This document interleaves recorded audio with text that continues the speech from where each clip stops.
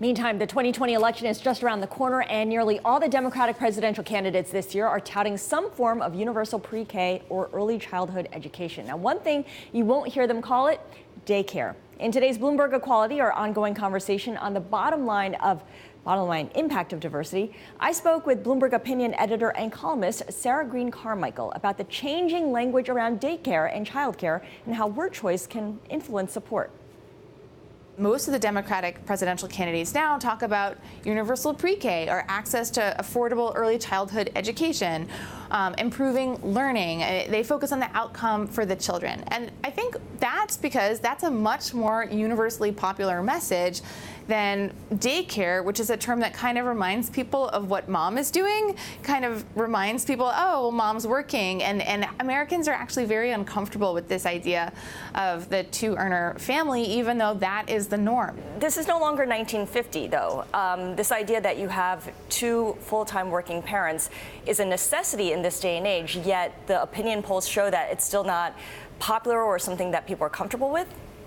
Yes, 100%. And it's tough because it is the reality of our lives now. You do need two incomes to have a middle-class life in this country. That's what it takes. That's what the norm is. A lot of people take pride and fulfillment in their careers.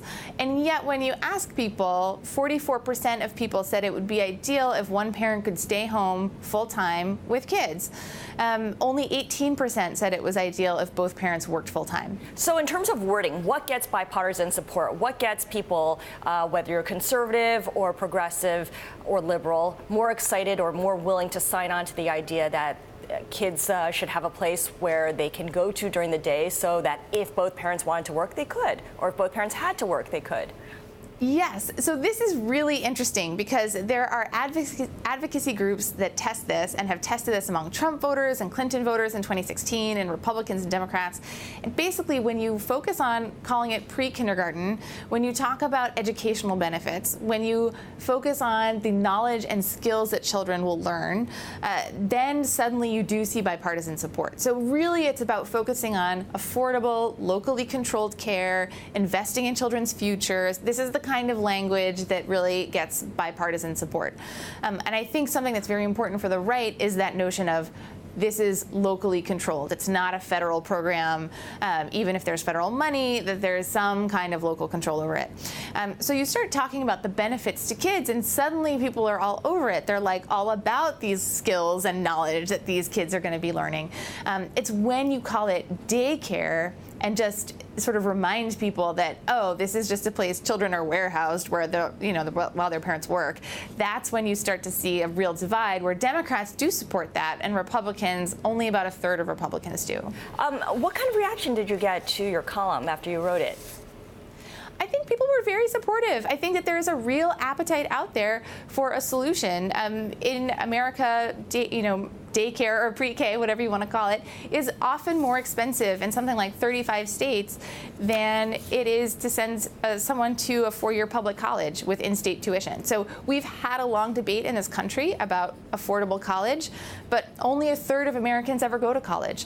Daycare is a really universal need for parents. It's not optional, and I think there's a real sense that it's just gotten too expensive. Do women lose out? Do families lose out by allowing this debate to be framed in terms like universal pre-K instead of what it actually is, which is daycare or childcare? That's a really interesting question. I think that there is some part of me that would love to just be like, I'm woman, hear me roar, we are people, we deserve this. And in fact, it's something that benefits families and working dads and single parents and all kinds of people. And it's not just, straight, married, working women who benefit from this and their kids. And so on some level, I wish we could have a sort of more robust conversation. But if calling it pre-K and focusing on the benefits to kids, while it's a policy that just quietly helps women, if that's how we're going to get it done, I'm totally okay with that. I think it's probably the policy that would have the single biggest impact on working women's careers. So whatever we need to do to get it done, I'm okay having a little bit of like a wink and a nod as we have this conversation.